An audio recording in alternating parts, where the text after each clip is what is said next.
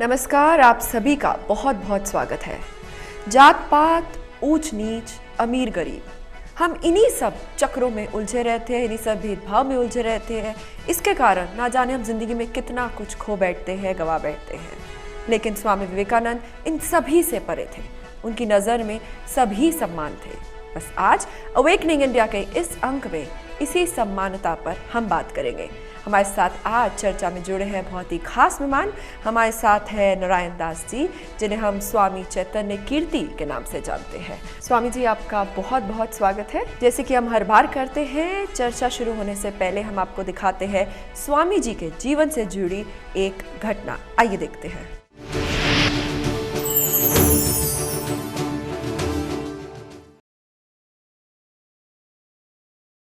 मेरे भ्रमण के दिनों में मैं एक स्थान पर था जहां लोगों की भीड़ मुझसे उपदेश लेने के लिए उमड़ रही थी। ऐसे तो ये बात अविश्वसनीय लगती है कि लोग मुझे बिना एक क्षण का विश्राम दिए मुझसे मिलने व वार्तालाप करने लगातार 3 दिन तक आते रहे। उन्होंने मुझसे ये तक नहीं पूछा कि मैंने खाया है या नहीं।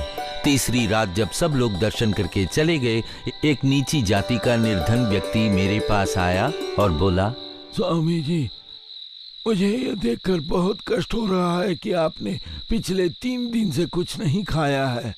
आप बहुत थक गए होंगे और आपको भूख भी लगी होगी। मैंने देखा कि आपने एक गिलास पानी तक नहीं पिया है। मुझे ऐसा लगा जैसे भगवान स्वयं नीची जाति के व्यक्ति के रूप में मेरी परीक्षा लेने आए हैं। क्या तुम मुझे कुछ खाने को दे सकते हो? स्वामी जी, मेरी हार्दिक इच्छा है कि मैं आपको भोजन दूं, परंतु क्या आप मेरे हाथ की बनी रोटी खाएंगे? यदि आप आज्ञा दें तो मुझे आपके लिए दाल, आटा व अन्य सामग्री लाने में अति प्रसन्नता होगी और आप स्वयं अपने लिए खाना पका सकते हैं। तुम मुझे अपने हाथ की बनी रोटी दे दो, मैं प्रसन्नता से ग्रहण करूंगा।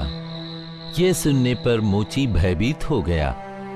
वो खेतरी के महाराजा की प्रजा का एक तुच्छ प्राणी था और उसे भय था कि यदि महाराज ने यह सुना कि एक मोची ने एक सन्यासी को रोटी दी है तो उसे कठोर दंड मिलेगा और संभव है कि उसे राज्य से भी निकाल दिया जाए। मैंने उससे कहा कि उसे डरने की कोई आवश्यकता नहीं, महाराज उसे दंडित नहीं करेंगे। उसे इस बात का विश्वास नहीं हुआ, परंतु परिणाम का भय होते हुए भी अपने उदार हृदय के कारण उसने मुझे भोजन पका कर दिया। मुझे ऐसा प्रतीत हुआ जैसे देवों के नरेश इंद्र भी यदि सोने के प्याले में अमृत देते तब वो भी इतना स्वादिष्ट न होता। मेरी आंखों में प्रेम व कृतज्ञता के आंसू बह रहे थे और मैं सोच रहा था, हजारों ऐसे विशाल हृदय के लोग छोटे झोपड़ों में रहते हैं और हम उन्हें नीची जाति व अछूत समझकर उनसे घृणा करते हैं। महाराजा से भली प्रकार से परिचित हो जाने पर मैंने उस मोची के इस श्रेष्ठ कार्य के बारे में बताया। कुछ दिन बाद उस व्यक्ति को महाराज के समक्ष प्रस्तुत किया गया। भय से कांपते हुए वो निशब्द खड़ा किसी भयानक सजा दिए जाने की अपेक्षा कर रहा था, परंतु महाराज ने उसकी प्रशंसा करते हुए उसे ढेर सारे उपहार दिए।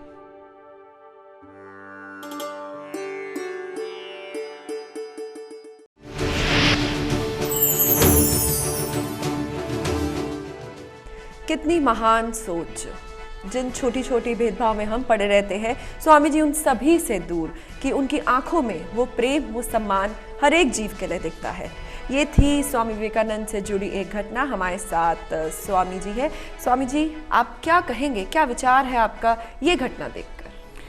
पहली बात तो मैं ये कहूँगा कि सन्यासी के लिए कोई ऊंच नीच नहीं होती है और ना धर्म, वो किसी विशेषण वाले धर्म से जुड़ा नहीं होता है, वो विशेषण मुक्त धर्म से, धार्मिकता से जुड़ा होता है। लेकिन 3 दिन का उपवास रखना, उसके बाद कुछ ना खाना, कुछ ना पीना, खाना तो दूर, इसका ख्याल भी ना आना, क्योंकि होने और करने में बहुत फर्क है। और ये उपवास था, अनशन नहीं था। हाँ। जहाँ अनशन में आप अन्न नहीं लेते और अन्न ना लेने का आप संकल्प करते हैं, लेकिन उपवास जो है वो बहुत सुंदर शब्द है। उपवास का अर्थ है कि आप अपनी आत्मा के निकट इतने वास करने लगे। अपने एक और शब्द भी सुना होगा आपने, उपनिषद, उपवास, ये सब उसी रूट से आते हैं। जी। जब आप अपने निकट होते हैं, उपनिषद में आप गुरु के सन्निकट होते हैं, सत्य के सन्निकट होते हैं। तो उपवास में आप इतना नज़दीक आ जाते हैं अपनी आत्मा के कि आपको शरीर के तल की ज़रूरतें अनुभव ही नहीं होती हैं। और जब वो भगवत चर्चा में संलीन थे, विवेकानंद जी ध्यान की बातें कर रहे थे, प्रार्थना की बातें कर रहे थे, तो वो अपनी आत्मा के निकट थे। वो तो शरीर के तल का बोध चला गया, इंद्रियों ने उनको नहीं सताया, और उन्होंने कोई जानबूझ के अन्न नहीं लेना ऐसा नहीं किया, उपवास घटित हो गया। लेकिन जो व्यक्ति समाधि पर होते हैं, क्या होता है ऐसा कि वो इतने ध्यान में मग्न हो जाते हैं कि वो समाज से सभी कहते हैं, सभी सांसारिक विषय वासनाओं से कट जाते हैं, मोह खत्म हो जाता है? वो कटते नहीं हैं, वो उसके साक्षी हो जाते हैं। साक्षी चैतन्य की अवस्था है, जहाँ शरीर भी है, इंद्रियां भी हैं, मन भी है, विचार भी हैं, लेकिन वो उनको देखने वाले हैं, उनमें उलझे हुए नहीं। काबू पा लेते हैं उन पर? नहीं, काबू नहीं पाते हैं, नियंत्रण नहीं करते हैं, मात्र दृष्टा होते हैं उनके। वो अपने आप, जब भीतर मालिक जागा हो तो चोर प्रवेश नहीं करते हैं। तो ये जो मन के विचार हैं, इंद्रियों की जो वासनाएं हैं, ये चोर की तरह भीतर प्रवेश करती हैं जब मालिक भीतर ना हो। तो स्वामी का अर्थ है, सन्यासी का अर्थ है कि वो जागरण से भरा हुआ है, आत्मा के जागरण से। इसलिए उसको इन चीज़ों का कोई नियंत्रण नहीं करना पड़ता। नियंत्रण करने वाला भी बांधता है अपने को और बंध जाता है। लेकिन एक आम आदमी, साधारण मनुष्य ये आत्मिक जागरण कैसे करे, कैसे पहुंचे उस स्थिति पर? ध्यान ही उसकी विधि है। ध्यान यानी आप अपने हर कृत्य के साक्षी हो जाएं। हम बोल रहे हैं, इस बोलने के साक्षी। हम एक दूसरे को देख रहे हैं, देखने के साक्षी। भीतर कुछ और देख रहा है हमें ये कृत्य करते हुए। जैसे गीता में कृष्ण कहते हैं कि जब सब सो जाते हैं योगी फिर भी जागता है। इसका ये अर्थ नहीं है कि उसको नींद नहीं आती और वो सोता नहीं है। एक तल पर वो जागा रहता है, वो है आत्मा का तल, चेतना का तल। चेतना उसकी जागी रहती है, तो वही सच्चे अर्थों में योगी है। और विवेकानंद तो बहुत सुंदर योगी है। क्या है सही विधि ध्यान लगाने की? हम शरीर हैं, मन हैं, इंद्रियां हैं, ये हमारे 3 तल हैं। ये हमारी आत्मा के आसपास आवरण है उनका। तो पहले शरीर की क्रियाओं के प्रति जागरूक हों, यांत्रिक ना बने रहें। हमारा बोलना, हमारा उठना, हमारा सोना, जागना, खाना पीना, सारे क्रियाकलाप के प्रति हम होश से भरे हों। तो पहले तल को हमने पार कर लिया। फिर इसके बाद दूसरा तल आता है विचारों का। विचारों की भीड़ है हमारे भीतर, बिल्कुल, और वो हमें सताती है। भविष्य की कल्पनाएं हैं, अतीत की स्मृतियां हैं, उनमें हम घिरे रहते हैं और मन खोया रहता है। तो अगर हम शरीर के तल पर साक्षी हो गए तो फिर सुगम हो जाता है कि हम मन के तल पर भी साक्षी हो जाएं। पहले तो विचार आपको साक्षी नहीं होने देंगे, आपको धैर्य रखना पड़ेगा। आप बैठे रहें, भीतर जागे रहें, देखते रहें। धीरे धीरे ये भीड़ छंटना शुरू हो जाती है, धीरे धीरे ये कम होते जाते हैं। जितना आपके भीतर दृष्टा उभरता है, साक्षी भाव उभरता है, उतना ये विचार कम होते जाते हैं। लेकिन मन में वो शांति कैसे लाए? शांति आती है जब आपकी आत्मा का उदय होता है। विचार अशांत करते हैं, आत्मा चेतना आपको शांति देती है कि आप जानते हैं कि मैं विचार नहीं हूँ। उनसे तादात्म्य टूट जाता है आपका। इससे गहरा तल है भावनाओं का। पहले शरीर, फिर मन, मन के विचार, और फिर भावनाएं। भावनाओं में क्रोध है, हिंसा है, ईर्ष्या है, जलन है, प्रतिस्पर्धा है, बहुत कुछ है। जब आपको कला आ जाती है शरीर के साक्षी होने की और कला आ जाती है मन के साक्षी होने की, तो आप और गहरे तल पर उतर सकते हैं। आपको क्रोध आके पजेस नहीं करेगा, पकड़ेगा नहीं। वशीभूत नहीं हो जाएंगे ऊंचा उठ जाएंगे आप। आप उसके पार हो जाएंगे। बिल्कुल इट इज़ ए ट्रांसेंडेंस, अतिक्रमण हो जाएगा। बिल्कुल, मतलब लोभ, ईर्ष्या, द्वेष, मोह, इन सब से दूर उठना है। एक आम सुंदर इंसान हमने अपने हृदय से बनना है। तो फिर स्वामी जी, ध्यान लगाने के लिए क्या हम खुद लगा सकते हैं या मार्गदर्शक हमें कोई चाहिए, कोई गुरु चाहिए? दोनों बातें हैं। सुगम तो यही है कि कोई मार्गदर्शक हो पहले, जो उस रास्ते पर चला है, वही बता सकता है उस रास्ते को। लेकिन बहुत लोग ऐसे भी हुए हैं जो स्वयं उन्होंने खोज लिया, उनके कोई गुरु नहीं थे। विवेकानंद तो बहुत सौभाग्यशाली हैं कि उनको रामकृष्ण परमहंस जैसे सद्गुरु मिले। सभी इतने सौभाग्यशाली नहीं होते हैं, लेकिन उनके जीवन से प्रेरणा ले सकते हैं। और ऐसा भी होता है कि जब शिष्य तैयार होता है तो गुरु प्रकट हो जाता है। आप गुरु को खोजते नहीं, गुरु ही आपको खोजता हुआ आ जाता है जब आप तैयार होते हैं। तो ये एक अध्यात्म के जगत का रहस्य है। जी, मतलब हमें ध्यान भी लगाना है, सही तरीके से ध्यान लगाना है, एक गुरु का आशीर्वाद ज़रूरी है। लेकिन चयन कैसे करें गुरु का, कहाँ से ढूंढे, कैसे ये हमारी जो एक भूख है वो शांत हो? गुरु का चयन आप नहीं करते, गुरु ही आपका चयन करता है। आपको देखता है कि आप पात्र हैं, आप तैयारी में हैं कि आपको अभी और दुनिया की चीज़ें आकर्षित कर रही हैं, तो वो आप पर समय नष्ट नहीं करेगा, ऊर्जा नष्ट नहीं करेगा। जब आप तैयार होंगे समर्पित होने को, जैसे विवेकानंद पहुँचे और क्या परमात्मा है, सीधा प्रश्न किया, और परमहंस जी ने कहा कि मैं दिखा सकता हूँ, तुम देखना चाहते भी हो? तो परमहंस ने उनको और झकझोर दिया। तो विवेकानंद को सोचना पड़ा कि सच में मैं तैयार हूँ।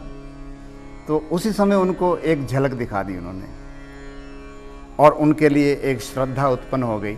जब आपको पहली झलक मिलती है तब आप सच में श्रद्धालु होते हैं, अन्यथा आप अंध श्रद्धालु होते हैं, जो सिर्फ मान लेते हैं बात के हाँ औरों ने देखा, औरों ने पाया, और आप चल पड़े, भीड़ का हिस्सा हो गए।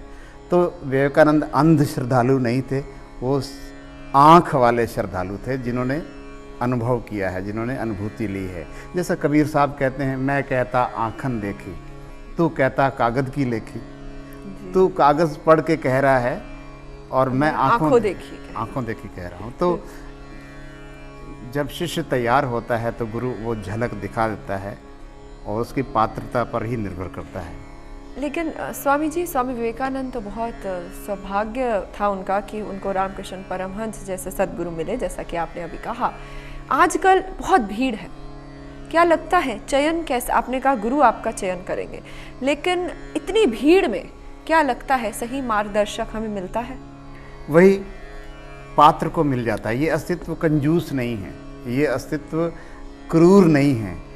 जब आप तैयार होते हैं तो अस्तित्व आप पर ये वर्षा कर देता है, प्रसाद दे देता है। आप एक सच्चा शिष्य बन गए। बिल्कुल। इसकी फिक्र ना करें कि आपको सच्चा गुरु मिले, इसकी फिक्र करें कि मैं सच्चा इंसान हूँ, मैं सत्य की खोज में वास्तविक प्रमाणिक ढंग से लगा हूँ, क्या मैं खिलौने में उलझ रहा हूँ। बिल्कुल, मतलब आपको एक सच्चा शिष्य बनना है, झोली फैला कर रखनी है, ताकि जो आपके गुरु है वो आपका चयन कर सके। स्वामी चैतन्य कीर्ति जी के साथ हमारी चर्चा जारी रहेगी। वक्त हो चला है स्वामी विवेकानंद जी के सशक्त विचार पर गौर करने का।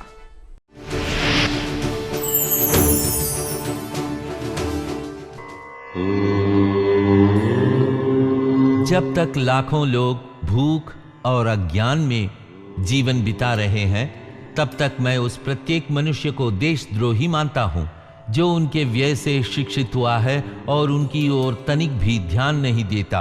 वे लोग जिन्होंने गरीबों को कुचलकर धन पैदा किया है और अब ठाट बाट से अकड़ कर चलते हैं, यदि उन करोड़ों देशवासियों के लिए जो इस समय भूखे और असभ्य बने हुए हैं कुछ नहीं करते, तो वे घृणा के पात्र हैं।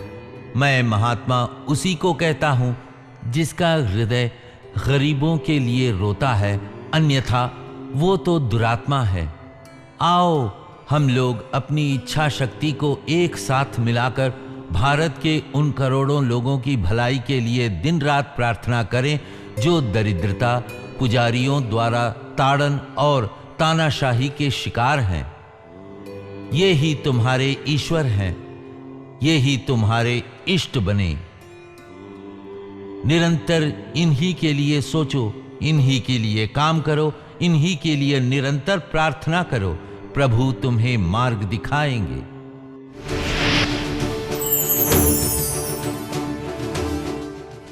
कितने महान विचार, कितने सशक्त विचार है स्वामी विवेकानंद के, जो न केवल हमारे आपके बल्कि हम सभी के भलाई हेतु है।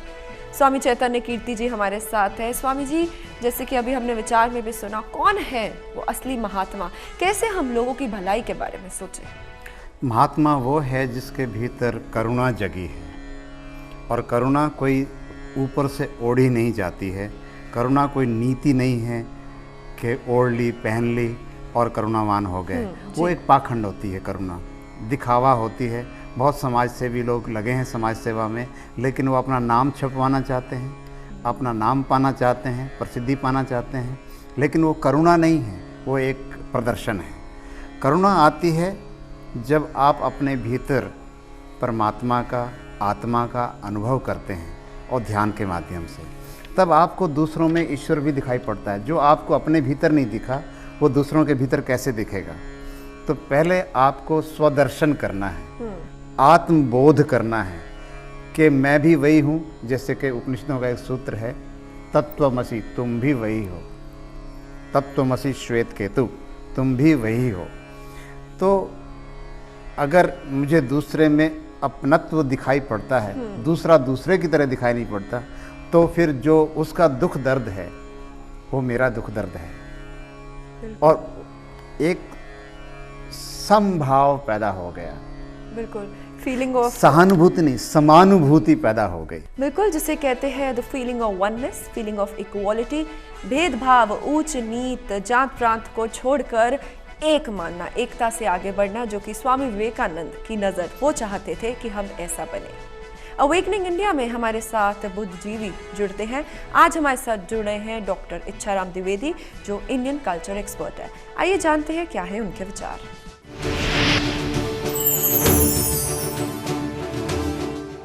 सबसे पहले तो जब शिकागो की विश्व धर्म सभा में स्वामी विवेकानंद ने पदार्पण किया, उस समय उनका तेजस्वी व्यक्तित्व, उनकी गैरिक वेशभूषा और सबसे अलग दिखाई देने वाले उस युवा सन्यासी के आभा मंडल ने सारे यूरोप का और सारी अमेरिका का ध्यान इसलिए अपनी ओर आकृष्ट किया कि वह व्यक्ति अकेले ही अपने ज्ञान और अपने साहस के बल पर सारे विश्व के मत मतांतरों का सामना करने के लिए सिंह की तरह प्रस्तुत था। दूसरी बात, स्वामी विवेकानंद ने अपने वक्तव्य में कहीं पर भी भारतीय वैदिक दर्शन को किसी भी सांप्रदायिकता से युक्त नहीं होने दिया। उन्होंने कहा, कृण्वन्तो विश्वमार्यम, हमारी संस्कृति सारे विश्व को जेंटलमैन बनाने की संस्कृति है। हम आर्य धर्म के प्रसारक हैं, हम हिंदू या मुस्लिम या सिख या ईसाई मत के प्रसारक नहीं हैं। हमारे लिए संसार के किसी भी कोने में खड़ा हुआ व्यक्ति वही नारायण है जो वेद में कहा गया है, त्रिधा निदधे पदम, जिसने पृथ्वी से लेकर अंतरिक्ष तक अपनी वैज्ञानिक यात्रा की है। तो उनकी जो गहरी वैज्ञानिक सोच थी, उनकी जो गहरी व्यावहारिक एवं दार्शनिक सोच थी, उनके चिंतन ने उस सारे समाज को हिला कर रख दिया। दूसरी बात, जिस भाषा का भी प्रयोग कर रहे थे, आज विश्व की सर्वमान्य भाषा अंग्रेजी हो गई है, लेकिन भाषा को जान लेना और समझ लेना और बात है, और उस भाषा को औजार के रूप में प्रयोग करते हुए उसी भाषा में उसी भाषा भाषी लोगों को इतनी दक्षता से मोहित करना कि उस भाषा का अपना एक अलग सौंदर्य उभर करके आ जाए, एक बहुत बड़ी बात है। हम जब भी विवेकानंद जी के वक्तव्यों को पढ़ते हैं या उनके लेख देखते हैं पुरानी किताबों में, तो ये लगता है कि पिछले पौने 200 वर्षों में जो 2-3 व्यक्तित्व भारत से गए हैं, उनमें सर्वप्रथम अगर कोई व्यक्ति है तो वो स्वामी विवेकानंद हैं। वस्तुतः भाषा के साथ हम तादात्म्य कर पाते हैं, और इसी के चलते हुए स्वामी विवेकानंद ने अपनी निरपेक्ष धार्मिकता, अपनी संप्रदाय विहीन आध्यात्मिकता और अपने उदार व्यक्तित्व से सारे विश्व को बहुत गहराई से प्रभावित किया, और ये भारत के एक दार्शनिक पक्ष का नया रूप था।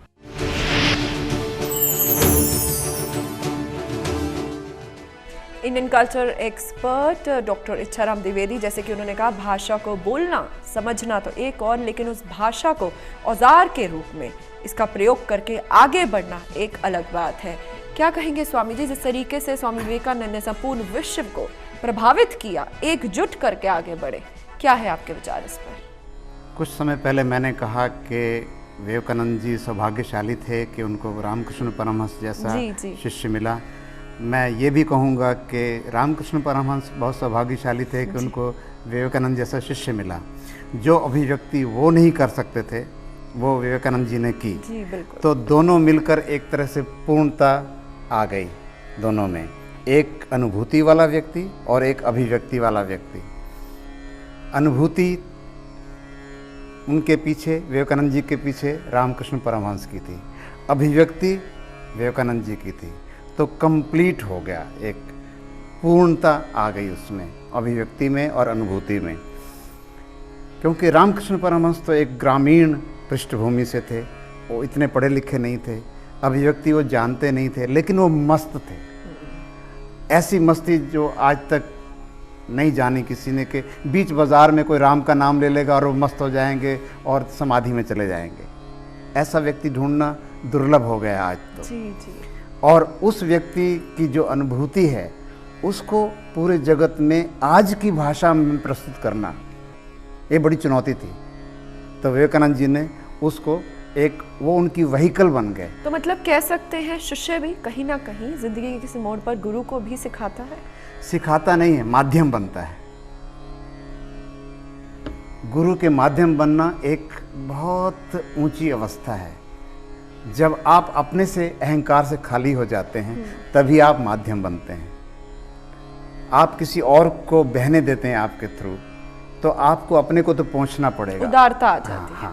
तो एक वो व्हीकल बने, एक माध्यम बने। और इस देश में बहुत लंबी परंपरा रही है माध्यमों की, कि बहुत सारे गुरु हुए जिनको अनुभूति तो हुई लेकिन वो पढ़े लिखे नहीं थे। लेकिन शिष्य को भी पूर्णतः गुरु पर निर्भर होना पड़ता है, उसको उसके हाथों में सौंपना भी जरूरी है। बिल्कुल, वो समर्पण भाव है। एक कुशल समर्पित व्यक्ति पूरी कुशलता के साथ उनको प्रस्तुत कर सकता है। और इस मामले में परमहंस देव बहुत सौभाग्यशाली हैं कि आज भी उनके एक सद शिष्य के माध्यम से, सदगुरु तो होते हैं, सद शिष्य भी होते हैं जी। सद शिष्य के माध्यम से लोगों तक विश्व भर में उनके विचार फैल रहे हैं। बिल्कुल। और जैसा कि अभी आपने सुना, तो इस देश की मूल देशना रही है वसुधैव कुटुंबकम। ये पूरी पृथ्वी, ये पूरी वसुधा हमारा परिवार है, इसमें कोई बंटवारा नहीं है। बिल्कुल। तो मतलब एक साथ होकर रहे, एकजुट होकर रहे, कोई भेदभाव ना हो, ऊंच नीच जाति ना हो। तो स्वामी जी, आज के परिप्रेक्ष्य में क्या लगता है, जो स्वामी जी के विचार थे, उनकी टीचिंग्स, उनकी फिलॉसफी कितनी सार्थक है? अगर हम युवाओं की बात करें, आज की पीढ़ी की बात करें, क्या उसी विचार, उसी सोच शक्ति के साथ हम भी आगे बढ़ रहे हैं? विचार सोच शक्ति सेकेंडरी है, उसके पहले ध्यान प्रमुख है। और विवेकानंद जी चाहते थे कि इस देश में ध्यान का एक विश्वव्यापी आंदोलन हो, लोग ध्यान में डूबें। ध्यान से व्यक्ति स्वयं को रूपांतरित करता है और उसके माध्यम से एक सहज क्रांति घटित होती है। लेकिन लोग मूल बात को भूल जाते हैं। बिल्कुल। मूल बात को भूल जाते हैं और वो विचारों की ऊहापोह में पड़ जाते हैं, एक रूखी सूखी दार्शनिकता में पड़ जाते हैं। वो विवेकानंद जी का उद्देश्य नहीं था। वो चाहते थे कि हर व्यक्ति आत्मवान बने, अपने भीतर चैतन्य स्वरूप को समझे, अनुभव करे और उसकी अभिव्यक्ति करे। वो सच्ची अभिव्यक्ति होगी। सिर्फ पढ़कर उनके विचारों को प्रसार में लग जाना, प्रचारक बन जाना, उतना काफ़ी नहीं है जी। अपने व्यक्तित्व से, और अगर पारदर्शी व्यक्तित्व होगा, जिसने पार का दर्शन किया है, वो अच्छे से अभिव्यक्ति कर सकता है। ब्यूटीफुल, बहुत खूब। तो स्वामी जी, चलते चलते क्या कुछ असाइनमेंट देना चाहेंगे हमारे दर्शकों को, कोई ऐसा टास्क जो कि वो कर कर अपने जीवन को और बेहतर बना सके? विवेकानंद जी के मिशन को, उनकी जीवन देशना को सफल बनाने का एक ही उपाय है कि हर युवक के भीतर वो अग्नि पैदा हो, वो आग पैदा हो, जिससे नुकसान नहीं हो, जिससे ये भेदभाव की कुरीतियाँ भस्मीभूत हों, हम आत्मा के तल पर प्रबुद्ध हों, आत्मा को जाने, आत्मवान बने। और आत्मवान बनने का एक ही उपाय है, सदा से एक ही उपाय रहा है कि ध्यान में डूबें। कुछ समय ध्यान को अवश्य दें। सारे क्रियाकलापों में जो भी आप करना चाहें करें, लेकिन ध्यान को विस्मृत ना करें। बहुत बहुत खूब, thank you so much Swami ji, आप यहाँ पर आए, आपका बहुत बहुत शुक्रिया। बहुत ही महत्वपूर्ण बातें आप यहाँ पर आज चर्चा में लाए, बहुत बहुत शुक्रिया हमारे कार्यक्रम में ये जुड़ने मेरा के लिए। आनंद था। तो बस ध्यान लगाएं, अपनी आत्मा से जुड़े, आत्मवान बने, ताकि जो सपना स्वामी विवेकानंद ने देखा था वो पूरा हो सके, which is all about awakening India. अगर हमारे दर्शक अपने विचार रखना चाहे तो आप हमें ईमेल के जरिए लिख सकते हैं। हमारा ईमेल एड्रेस है awakeningindia.dd@gmail.com। आज के अंक में इतना ही। अगले सप्ताह हम आपसे फिर मिलेंगे एक नए मेहमान के साथ, एक नए विषय के साथ। स्वामी जी से जुड़ी और घटनाएं और विचारधारा आपके समक्ष रखेंगे। आज हमें दीजिए इजाजत, नमस्कार। लोग जो चाहें कहें, कहने दो, अपनी धारणाओं पर बने रहो और निश्चित जानो कि संसार तुम्हारे कदम चूमेगा।